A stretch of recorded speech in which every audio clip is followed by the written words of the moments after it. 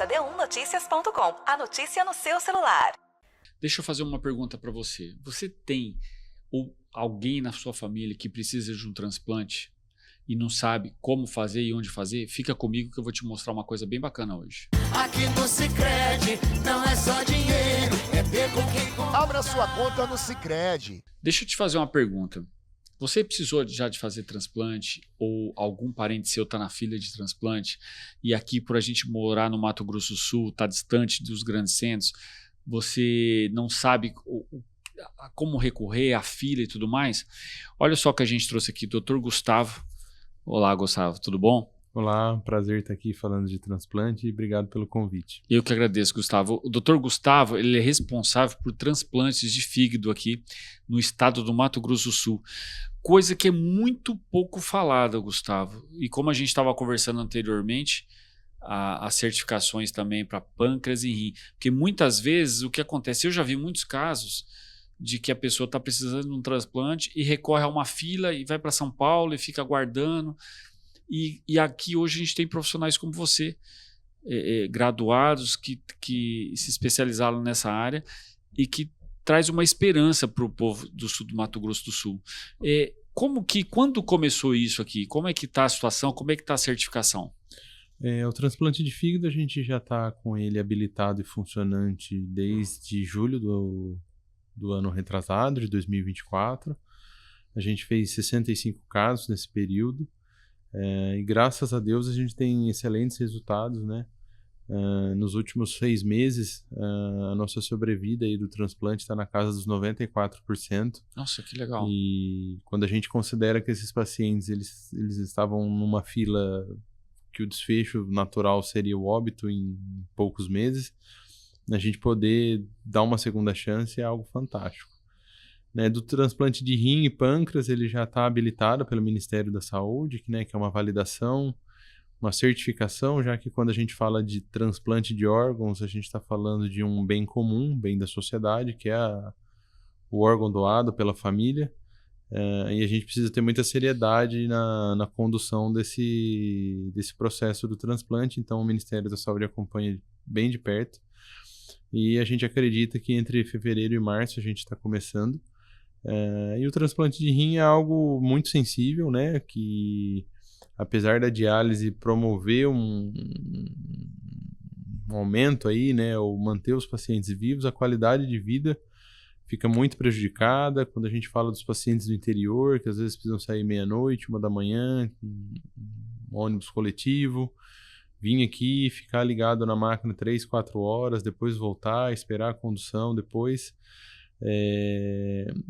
isso é muito ruim, né? E graças a Deus, graças à divulgação, que até alguns anos atrás, até recentemente era quase inexistente, a gente tem conseguido melhorar um pouco o cenário em relação à doação de órgãos aqui no estado, a ponto que no ano passado a gente conseguiu disponibilizar 106 rins através da doação.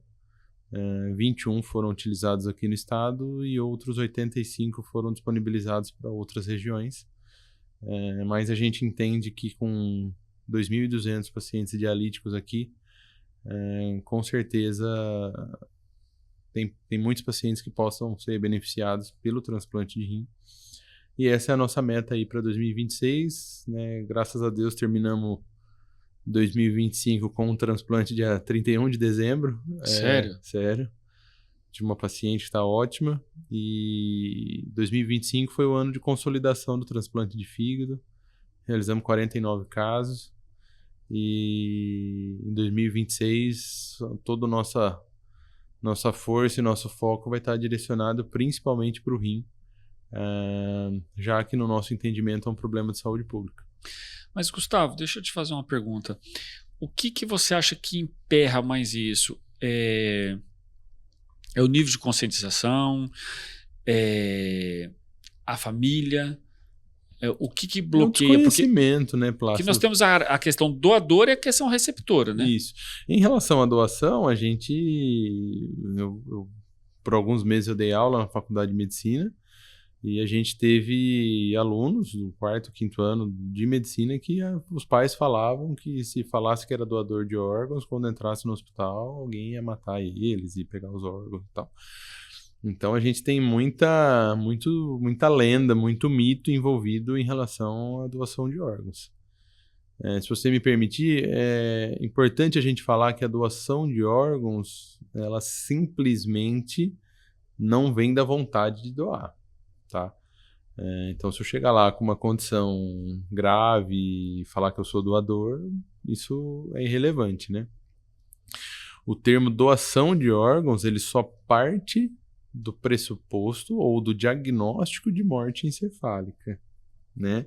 Que é isso que as pessoas têm dificuldade de entender. Então, morte encefálica, que é causada principalmente ou pelo AVC, o derrame, que comumente as pessoas conhecem, ou pelo trauma crânioencefálico, ele é um diagnóstico da mesma forma que uma apendicite ou que uma pneumonia. Então, o paciente chegou lá com um AVC, um trauma na cabeça, e foi feito o diagnóstico de morte encefálica. A partir do momento em que o diagnóstico é feito, só então alguém vinculado a alguma organização de procura de órgãos vai entrevistar e acompanhar essa família para saber o desejo do ente querido enquanto vivo, se era a favor ou contra a doação de órgãos. Então, assim, essa questão de que falar de que criança sumiu, isso de vez em quando sai umas fake news, que é mito, né? Isso daí, isso não, para a doação de órgãos, isso não existe no Brasil. Isso é tráfico de pessoas, que é um outro problema que a gente não vai falar aqui. Então, assim, quando a gente é perguntado por alguma coisa em que a gente não sabe, Plácido, o ser humano instintivamente ele responde negativo, né? Então, quando você não sabe o que é a morte encefálica e alguém pergunta se você quer ser doador ou se o seu ente é doador, se você não sabe o que é o processo ou as fases que aquilo passou, a sua resposta é não. A minha equipe, né, onde eu fiz a minha formação de transplante em Sorocaba, a gente acompanhou junto o pessoal da organização de procura de órgãos, na realidade, lá 6, 7 anos atrás, o principal fator que levava à recusa à doação era o não entendimento das famílias do que era morte encefálica. Porque as pessoas achavam porque tinha pressão, porque tinha coração batendo, que alguém estava querendo matar aquele familiar para pegar os órgãos. Então é isso. E graças a gente estar falando de transplante com uma certa frequência desde da implantação do transplante de fígado, mudou o cenário, ou vem mudando o cenário, em que a recusa familiar à doação era na casa dos 80%, 3 anos atrás, e agora isso daí está um pouquinho abaixo dos 60%. Obviamente que tem muita coisa a melhorar. Se a gente pegar estados do sul do país, esse índice chega a 25%. Mas a gente entende que se a gente chegar em 40%, a gente já vai ter caminhado muito nesse sentido. E estamos muito felizes, até pelo ano passado a gente ter disponibilizado aí mais de 50 doadores. Em relação aos receptores, o que a gente tem é um desconhecimento médico sobre os possíveis candidatos ao transplante. Eu falo isso com bastante propriedade, porque alguns anos atrás eu era esse médico que não tinha conhecimento. Então, eu sou formado aqui pelo Estado, eu fiz medicina e cirurgia geral na UFGD, trabalhei alguns anos em pronto atendimento por lá, e várias vezes chegavam pacientes cirróticos, que hoje eu sei que eles tinham, e a gente não tinha informação para poder encaminhar, até porque não tinha, né, transplante de fígado aqui. Então, o desconhecimento dos profissionais da área da saúde, principalmente médico, é o que leva a subnotificação ou subencaminhamento dos pacientes com essa modalidade. Tanto que, como eu falei para você, nos meses de agosto e setembro, a gente ficou com 2 pacientes na fila, E nesse período a gente teve alguns doadores em que a gente precisou mandar o fígado desses doadores para outros estados por não haver receptores aqui no Mato Grosso do Sul. Então, assim, a minha função, né, por ser alguém que já trabalha com isso há alguns anos, é poder insistentemente repetir sobre a possibilidade que os pacientes têm. Antes de implementar o serviço aqui, a gente encaminhou 33 pacientes, se eu não me engano, para serem transplantados em Sorocaba. E 2 desses pacientes, eles receberam o diagnóstico de doença irreversível e cuidados paliativos, até que um deles ia morrer em casa tranquilamente, e a gente pôde transplantar esses pacientes, e esses pacientes estão curados hoje nas suas casas. Então, o desafio do transplante, seja com receptores, seja com doadores, é a gente enfrentar os mitos que a gente tem da sociedade para poder dar uma chance para essas pessoas. Onde que é feito o transplante aqui em Campo Grande? A gente está lá no Hospital Adventista do Penfo, né? Eu trabalho exclusivamente lá, até pela demanda que a complexidade desses pacientes exige. O nosso ambulatório lá, ele funciona numa forma de gratuidade, ou seja, se alguém tiver um paciente com cirrose, falando do fígado, e tiver qualquer exame que comprove esse diagnóstico, ele vai estar passando com a gente lá segunda-feira. A gente não tem limite de vagas, a gente vai atender quantos pacientes estiverem com indicação. E então, assim, não tem que dar entrada por posto de saúde, por nada. Isso foi uma coisa que eu sempre fiz questão de fazer. Agora, nos meses de novembro e dezembro, a nossa equipe atendeu 1.000 pacientes que estavam represados na fila aí da gestão municipal e estadual, em que a gente encontrou aí mais de 20 pacientes com indicação de transplante e que, com certeza, ou morreriam ou chegariam numa situação muito mais grave em que, às vezes, nem o transplante poderia ser realizado. Eu vou só fazer um intervalo. Presta atenção, olha só. Eu acho isso de muita importância. Eu vou ser sincero, eu sou da área da saúde. Por ter o programa aqui, eu conheço vários profissionais e eu estou encantado com tudo isso, Gustavo. Não, é verdade. Olha, curte, compartilha, porque hoje você pode não precisar, mas de repente você pode, e essa entrevista pode te ajudar a esclarecer muita coisa. Olha só, a gente vai encerrar agora aqui no Instagram, vai lá no link da bio, que aí a gente vai continuar no YouTube e a gente vai explicar um pouco mais sobre isso aí, tá bom? Fica comigo. Cada dia no Sicredi é assim. O Sicredi inteiro fica te esperando, pra te ver sorrindo, pra te ver sonhando. Aqui no Sicredi não é só dinheiro, é ter com quem contar, é confiar, realizar de jeito maneira. Não é só dinheiro, é ter um parceiro. Eu sou o Sicredi, todo o Brasil inteiro. Não é só dinheiro, é ter com quem contar. Abra sua conta no Sicredi. Olha só, estamos de volta aqui, né? Eu estava falando aqui no intervalo com o Gustavo, o que eu estou impressionado com isso, Gustavo, de coração, porque assim, a gente não sabe disso. E realmente precisa de um nível de conscientização geral. E eu falo uma coisa para você, não só quem está assistindo, ou mesmo o profissional da saúde, nosso programa é assistido por muitos profissionais da saúde, a conscientização do profissional de saúde, o profissional que está lá na ponta, às vezes no posto de saúde, ele não fica sabendo disso. Isso que você acabou de falar agora, de que vocês tiraram essa fila, ninguém fica sabendo. É que assim, Plácido, hoje a gente está a gente vive talvez a época de mais da gente sempre encontrar culpados para as coisas, né? E a gente tem que olhar os cenários com muita parcimônia. Porque assim, eu não posso exigir do médico que está atendendo num pronto atendimento, numa UPA, num posto de saúde, que ele saiba as indicações de transplante de fígado, de transplante de rim, de transplante de pulmão, de doença oncológica. A gente tem que olhar com parcimônia. Então eu acho que a gente que subespecialista, que a gente se dedica exclusivamente, obviamente que a gente tem um conhecimento naquela área Sim. e da mesma forma que outras coisas eu não faço ideia como fazer.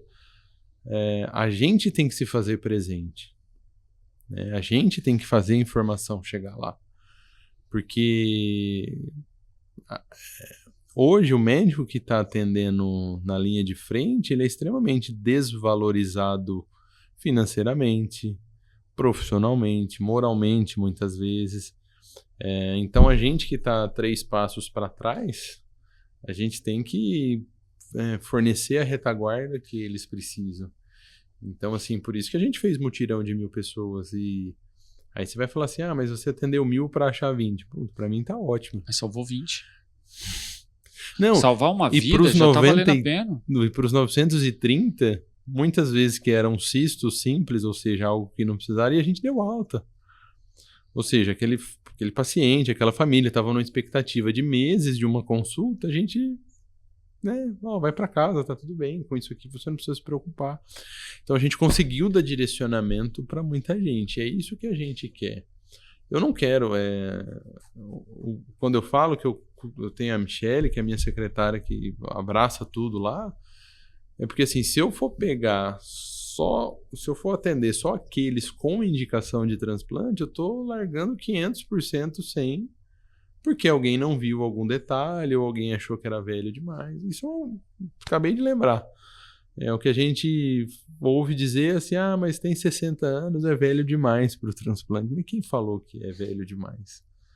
Hoje a gente tem expectativa de 90, 80 anos. Né? Então o transplante, a gente parte do pressuposto de que se aquele paciente sem a doença do fígado, ele tem 10 anos de expectativa de vida, o transplante para ele está indicado. A gente fez transplante de paciente de 74, de 75 também. Então a gente lida, como eu falei, né, no bloco anterior, a gente lida com mitos. As pessoas criam coisas na cabeça e aquilo passa a ser replicado de forma sistemática. E a gente tem que trabalhar para desconstruir isso daí. Essa é a dificuldade. De um modo geral, né, em todas as áreas, né, o leigo, o profissional da saúde. Infelizmente, esses mitos são criados também por conta de uma certa ignorância na falta de conhecimento. Né? E na formação. É a negação. Na formação. Assim, não acho que ninguém tenha que saber as indicações de transplante de fígado, mas assim, saber reconhecer sinais de cirrose Sim. É algo que está dentro da formação médica, né? De qualquer profissional, ou deveria estar, melhor dizendo. Mas assim, já que não tem, não dá pra gente ficar aqui choramingando e falar que não dá, que é difícil. Não, então a gente vai lá agora com esses profissionais formados trabalhando. Então a gente está até tentando, né? Falta tempo para a gente fazer tudo aquilo que a gente gostaria, que é fazer uma educação continuada, breve, 1, 2 horas, 3 horas de aula, e distribuir de forma online para todos os profissionais que atendam, tanto na atenção básica quanto na rede de urgência. Interessante isso. Porque eu não vou conseguir, eu como um médico, eu não vou conseguir atender o pessoal que está lá em Paranhos, por exemplo, lá 400 quilômetros daqui de Campo Grande. Né? Eu não vou conseguir fazer o rastreio lá, mas eu preciso que o profissional que esteja lá faça isso. Quando eu não falo isso só de médico, porque a gente sabe que tem muitas unidades de saúde que temporariamente não tem médico, às vezes fica um enfermeiro ali. Então, assim, saber reconhecer um paciente com ascite, aquela barriga d'água, manda para nós, a gente está à disposição, a gente avalia. E se não for caso de transplante, está tudo bem. A gente fica feliz em poder fazer uma orientação e dar um encaminhamento para esse paciente, para que ele fique melhor, né? O nosso intuito como equipe de transplante não é hiperindicar de forma nenhuma. A gente quer trabalhar de forma preventiva, mas para aqueles que não responderam, o tratamento curativo deles precisa estar garantido, e aí é a nossa função. Não, isso é muito importante mesmo, porque é o que você tinha comentado antes da gente começar o programa. Quantas pessoas não deixaram de ser salvas pela falta de conhecer que tinha um serviço desse aqui em Campo Grande, Mato Grosso do Sul. Porque aqui, Gustavo, a gente tem um certo mito. Eu escutei isso há muitos anos atrás de uma pessoa que ela falou assim, está com plano de saúde, o melhor plano de saúde na época, VASP, ia para São Paulo. Exatamente. Né? E a gente tem bons profissionais aqui, mas muitas vezes fica à margem do conhecimento.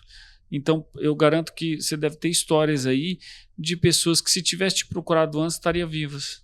Plácido, tem uma história recente, atual, de uma família, não vou revelar o nome aqui, obviamente, mas assim, com condições financeiras, que teve problemas no fígado,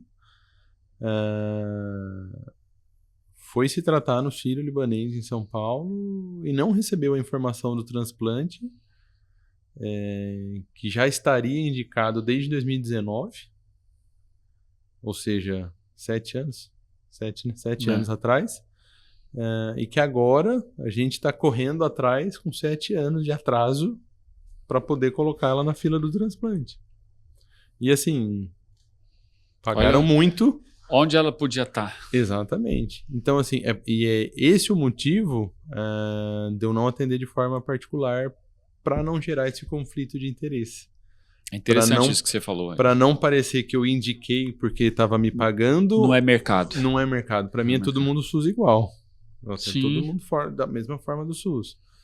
Para não haver o questionamento, né? Porque assim, não basta ser. Precisa parecer ser, né, haver lisura no processo, né? Então assim, qual que é o critério de você ter indicado um transplante para um de 70 e não de 60? Então, assim, e quando a gente está colocando no SUS, a gente está colocando todo mundo na mesma prateleira e que todos vão ser tratados baseado na sua gravidade. A ABTO, que é a Associação Brasileira de Transplante de Órgãos e Tecidos, ela tem números bem claros sobre transplante aqui no estado, em que ela sugere que deveriam ser feitos 70 transplantes de fígado e 170 transplantes de rim ao ano aqui. Então, quando a gente começa a olhar para 10 anos atrás, a gente vê o déficit que... Bastante acumulado. E quantas pessoas não conseguiram, né, aguardar e tudo mais. Então, é nisso que a gente trabalha, né? Esse é o foco da nossa equipe. Todo mundo que trabalha comigo tem essa mentalidade. Lá no Hospital do Pênfico a gente montou um estágio de cirurgia geral pelo Colégio Brasileiro de Cirurgiões para formar profissionais direcionados ao transplante. Eu ia te perguntar isso agora. Porque, apesar de eu ter 35 anos, o meu principal objetivo é que isso não se acabe com a minha aposentadoria. Espero um dia conseguir. Ficaria muito triste se tudo aquilo que a gente progrediu em tão pouco tempo ele se perdesse, né? Então, o nosso intuito é que o serviço seja perene e consiga ajudar cada vez mais, quem sabe com outras modalidades, né? A gente tem bons doadores de órgãos, doadores jovens até, em que transplante de pulmão, transplante de coração são possibilidades muito, muito claras e que a gente espera um dia conseguir sediar e implantar tudo isso daí, porque a linha pediátrica, por exemplo, que é um negócio, se a gente for fazer o cálculo, de anos perdidos de um transplante de criança, a gente tem aí mais de 10 crianças encaminhadas anualmente para transplante aqui no estado de fígado, para transplante de fígado pediátrico. Então a gente espera em algum momento poder contar com uma unidade de transplante para atender as crianças. E é isso, tem muito plano, muita ideia e falta hora no dia para a gente conseguir botar em prática. Gustavo, é que a gente tem só 30 minutos de programa, então a gente está chegando no final, mas eu vou contar uma coisa para você. Eu já tenho esse programa aqui há mais de 2 anos. Eu conheço muita gente, mas eu nunca fiquei tão impactado com essa situação sua, sabe? Eu acho que isso tem que ser divulgado muito, muito, muito mais para que isso possa chegar a todos, porque eu achei bonito o que você falou, sabe? É todo mundo na mesma prateleira, e eu acho interessante isso, porque infelizmente na área da saúde a gente está caminhando muito por coisas mercadológicas, né? Muito vídeo no Instagram. Muito, isso mesmo. Então, muita coisa mercadológica. E você fez uma escolha de vida, né? Porque eu vou falar uma coisa para você. Esse é um dom espiritual. É um dom de Deus. Tá?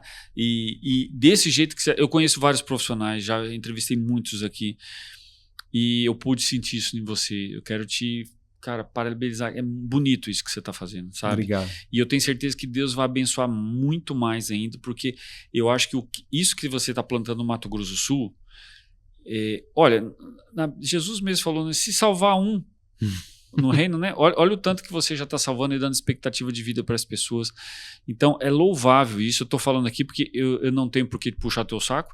É louvável isso. Que Deus abençoe cada vez mais isso e que essa entrevista possa chegar ao maior número de pessoas para que, de repente, naquela pessoa que está desesperada ou que está sabendo de alguma coisa que possa ceifar a vida dela, saber que ela pode ter uma esperança aqui com você. Entendeu?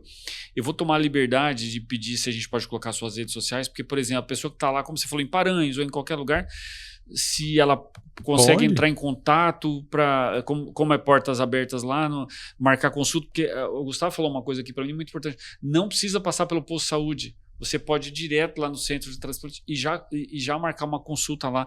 Quer dizer, você está fazendo de tudo, Gustavo, para diminuir essa fila. Ou seja, de tudo para dar dignidade humana e espiritual na vida dessas pessoas. E não colocar dificuldade, né, Plácido? Porque Isso. hoje a gente está como eu falei, na geração da dificuldade, onde tudo é difícil, onde um monte de gente reclama.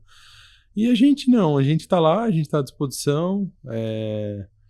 Graças a Deus eu encontrei pessoas para trabalhar comigo que tem o mesmo sentimento. Então, para nós, o momento mais feliz é quando eu toco o telefone e tem uma oferta de um órgão que a gente vai poder salvar uma vida. Salvar uma vida, e minha família entende, minha esposa entende, minha filha entende, que são muitas ausências. E assim, a gente não quer pôr dificuldade. Acho que isso faz mal para o sistema. Um sistema que já funciona de forma bastante engessada. E a pessoa já está fragilizada. Exatamente. E é isso, a gente está aí para ajudar. Quem quiser, a gente tem uma ONG destinada a isso, que é a Fratelo Transplantes. Podemos colocar também? Pode. Vamos Fratelo colocar. com 2 L's, Transplantes é o Instagram. O meu Instagram é Gustavo A. de Alves, né? Gustavo A. Rapace. E o próprio Hospital do Pênfigo, lá na saída para Cidrolândia, na Guinter Hans. Nossos dias de ambulatório são na segunda e terça. Se alguém tiver alguma dúvida, a gente está todos os dias pelo hospital, mas os dias de atendimento são esses. Se quiser perguntar alguma coisa, tirar alguma dúvida, isso acontece também, tá, Plácido? Tem muitos pacientes que às vezes passam com um colega e tem dúvida e manda mensagem. A gente também faz esse tipo de atendimento até para dar segurança de que aquele tratamento está sendo da forma que precisa ser feito. Olha, Gustavo, eu quero te agradecer de coração você ter aceitado a entrevista. Eu não sou o dono do jornal, mas coloco à disposição aqui sempre que você precisar. Eu vou puxar no pé do dono e falar, vem cá, vamos ajudar aqui de novo. Está à disposição tudo que você precisar, tá? E eu vou te falar uma coisa, nesse tempo que eu estou de programa, só essa entrevista já valeu a pena para mim, tudo que eu já fiz aqui hoje. A gente levou muito conhecimento para várias pessoas, mas eu sinto que o que você está fazendo é de Deus e eu sei que isso aí transforma a vida das pessoas. Eu te agradeço. É que assim, né, Plácido, se a gente tratar todo mundo como a gente gostaria de ser tratado, ou como nosso pai e nossa mãe gostaria de ser tratado, acho que tudo facilita a decisão, isso. Né? E assim, não sei, né, uma hora, se em algum outro programa, trazer um paciente. Claro. Eles têm histórias fantásticas. Podemos trazer, se não for muito invasivo, se quiser mostrar como que é uma cirurgia, alguma coisa, a gente pode, a gente mostra aqui e sai ao vivo para a pessoa. À vontade, Gustavo, você tem o meu telefone, você tem o contato do jornal. O que você precisar, a gente está à disposição para ser como você, ajudar as pessoas. Que legal, agradeço.